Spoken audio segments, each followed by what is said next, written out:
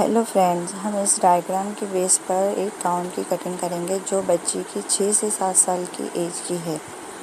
उसके लिए हमें 2.5 मीटर का कपड़ा यूज़ करेंगे, जिसका शोल्डर का माप 5 इंच है और उसी तरह हम उसकी लंबाई में भी 5 इंच का निशान लगाएंगे और चौड़ाई में भी 5 इंच का जो आर्मोल का साइज़ होगा। ये हमारा 5 इंच का निशान हो गया। इस तरह से हमारा एक आर्मोल के लिए बॉक्स रेडी हो गया, जिससे हमें गोलाई करने में आसानी होगी।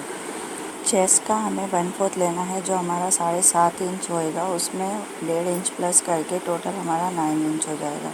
अब हमें कमर की लंबाई लेनी है, जो हमारे 11 इंच है, उसमें प्लस 1 इंच करके 12 इंच पे माप लगाएंगे। अब कमर की गोलाई टोटल जो है उसमें से हमें हाफ करना है और 1 इंच प्लस करके टोटल 8 इंच पे मार्क करेंगे।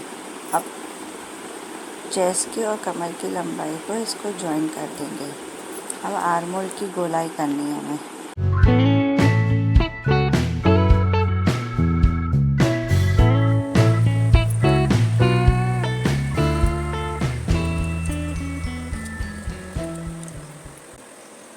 शोल्डर के पास से ऊपर की साइड से 1/2 इंच का मार्जिन करना है और उसको क्रॉस में कट करना है, बिल्कुल इसी तरह से।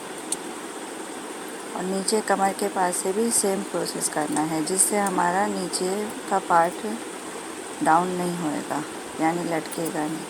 अभी हमें फिर से फोल्ड करना है और उसकी लेंथ लेनी है, जो हमें गाउन के जो साइज़ है उसमें हमने 3 पार्ट में डिवाइड किया है। कोई भी साइज़ का आप गाउन सिलना है तो उसके लिए हमें जो बीच का, अगर आप 3 पार्ट में डिवाइड करते हैं या 4 लेयर वाली बनाते हैं तो उसके हिसाब से आपको मार्जिन लेना पड़ेगा। तो हमारा गाउन का जो मैंने 2 पार्ट्स में डिवाइड किया है, तो इसके लिए ऊपर का जो पार्ट है वो घुटने के ऊपर तक का 20 इंच का रहेगा और नीचे का जो है वो 10 इंच का रहेगा। तो ये हमारा 20 इंच का माप लेके कट करना है। इस तरह से हमें 2 पट्टियाँ कट करनी है 20 इंच के हिसाब से। ये एक और ये सेकंड वाली हो गई।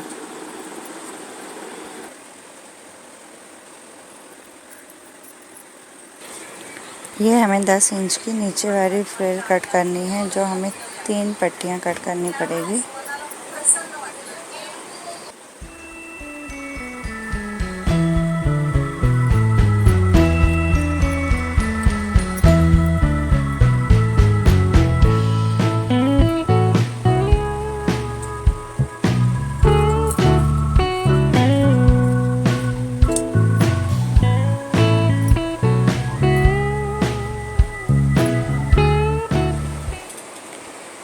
आर्मोल की गोलाई का माप लेंगे, जो हमें आस्तीन की कटिंग करेंगे उसी माप से। फिर नीचे से 1.5 इंच पे निशान लगाना है और ये आर्मोल की जो गोलाई का माप लिया था उसके हिसाब से ये मार्जिन लेना है। 2 इंच का निशान लगा के उसको राउंड शेप देना है। आस्तीन की लंबाई टोटल 13 इंच है, उसमें से 10 इंच हम आस्तीन की लंबाई रखेंगे और 3 इंच जो रहेगा हमारा फ्रिल के लिए रहेगा। आस्तीन की गोलाई हमारी 4 इंच है।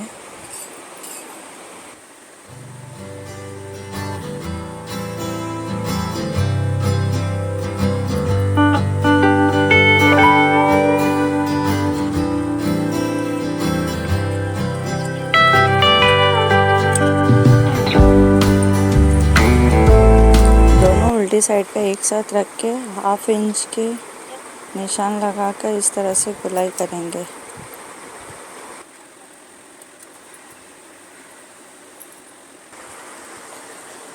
डबल फोल्ड लेके कपड़े को इस तरह से उसी डबल फोल्ड को एक बार और फोल्ड करके फिर से फोल्ड करना है, तो यह हमारा 8 फोल्ड हो जाएगा।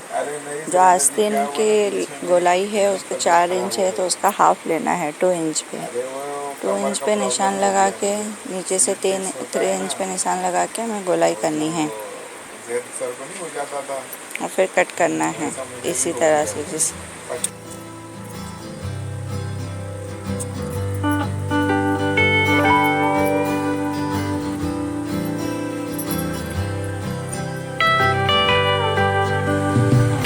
गले की कटिंग करेंगे। ये पीछे का गला है, 1.25 पे निशान लगा के नीचे से 1.5 इंच का निशान लगा के इसको कट करेंगे। इसमें हमें बटन वाला बना रहे हैं, इसलिए पीछे का गला थोड़ा छोटा है। अभी हमें 2 से 2.5 इंच पे निशान लगा के इसको कट करना है।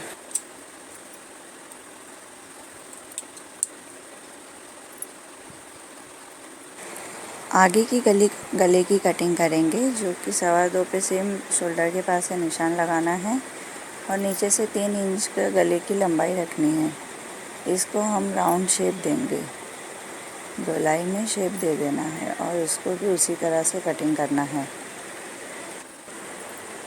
आगे के हिस्से में आर्मोल का आधा इंच अंदर के साइड गोलाई देकर कट करना रहता है, बिल्कुल इसी तरह से।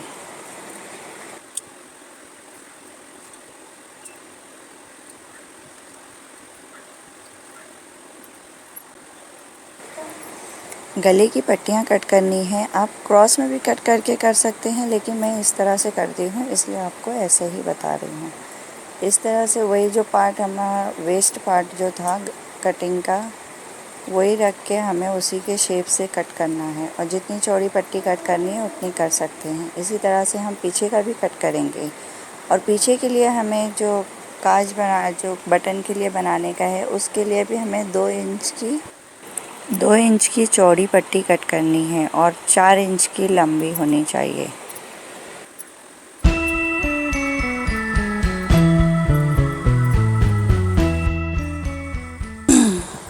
अब हम पीछे का गला बनाएंगे। बैक साइड का जो बटन लगाने का है वो पहले रेडी करेंगे। इस तरह से आप इधर पे एक चीज़ का ध्यान रखें, जब भी आपको टर्न करना हो, सुई को अंदर के साइड करके फिर टर्न करें, उससे हमारा पॉइंट सही आता है, मीन्स नोक के बराबर आती है।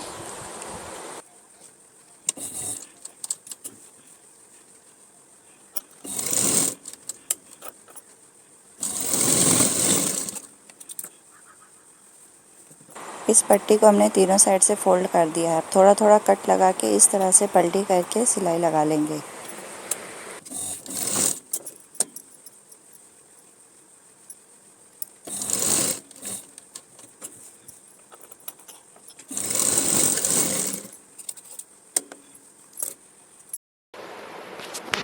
पीछे साइड की जो पट्टी हमने कट करी थी वो एक ओपन साइड से कट किया था। अगर दो बंद साइड से कट करेंगे तो उसमें से 2 पार्ट कर लें और उसको इस तरह से जॉइन करेंगे।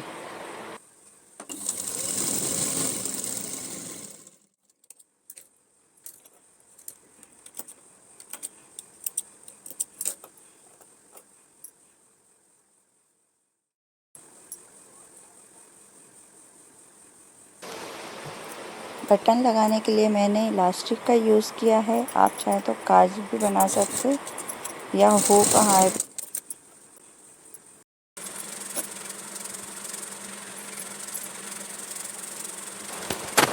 ये आगे का गला बनाएंगे। इसकी पट्टी को हम पहले ही फोल्ड कर लेंगे राउंड शेप में। वो ऑटोमेटिक थोड़ा थोड़ा आप स्ट्रेचेबल करेंगे तो वो ऑटोमेटिक फोल्ड हो जाती है। और गला बनाते टाइम ये एक दूसरे पर रखने के बाद आप बिल्कुल भी खींचे ना, बिल्कुल आराम से इसकी सिलाई करें और जो एक्स्ट्रा कपड़ा हो उसको कट कर दें और इस तरह से कट करके हम इसको टर्न कर लेंगे।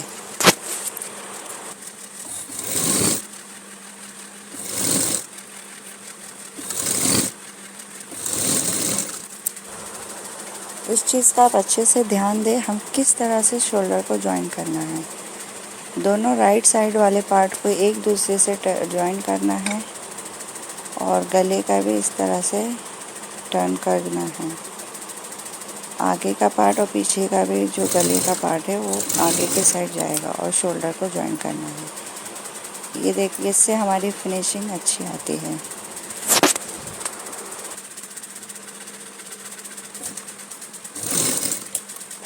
सेम उसी तरह से हम दूसरे साइड का भी जॉइन कर लेंगे। अब आस्तीन रेडी करेंगे, जिसकी फ्रिल को हम बड़े टाके दे के इस तरह से चुन कर लेंगे और जो आस्तीन की गोलाई है उसकी लेवल का उसको कर लेंगे और नीचे के साइड से हम बारीक सिलाई लगा लेंगे। आप चाहे तो अल्टर कर सकते हैं।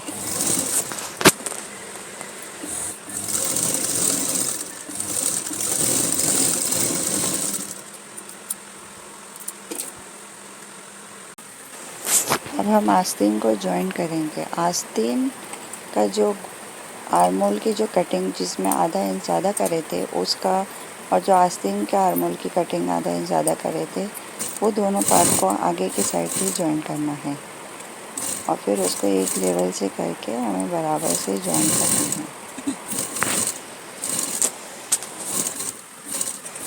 सेम उसी तरह से हमें दूसरा आस्तीन भी जॉइन करना है। यह इस तरह से दिखेगा और साइड से हमें सिलाई लगा लेनी है।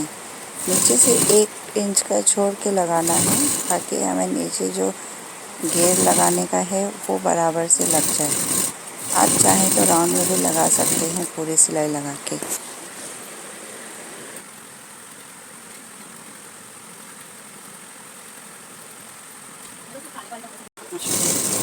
अब हमें नीचे के पार्ट्स को जॉइन करना है। जो हमने 20 इंच की लंबी फ्रिल कट करी थी उसको हम बड़े टाके देके इस तरह से चुन ले लेंगे। लेकिन ये ध्यान रखें आप कि जितना हमारा कमर की गोलाई है उसके हिसाब से ही उसका होना चाहिए, तो आप उसके हिसाब से उसके सेट कर लें और दोनों को कमर के से जॉइन कर दें। से हमें नीचे वाली फ्रिल का भी सेम प्रोसेस करना है और उसको लास्ट में जॉइन कर देना है एक दूसरे।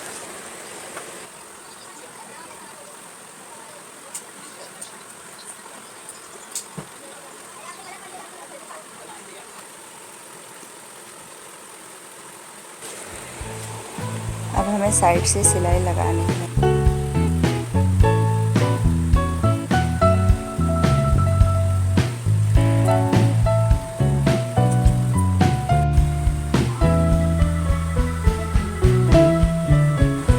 मैंने कमर के पास एक डोरी लगाई है।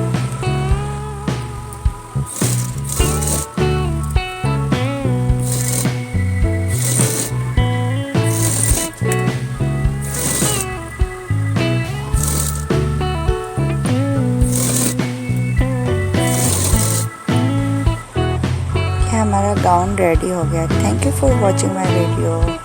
Please subscribe and share.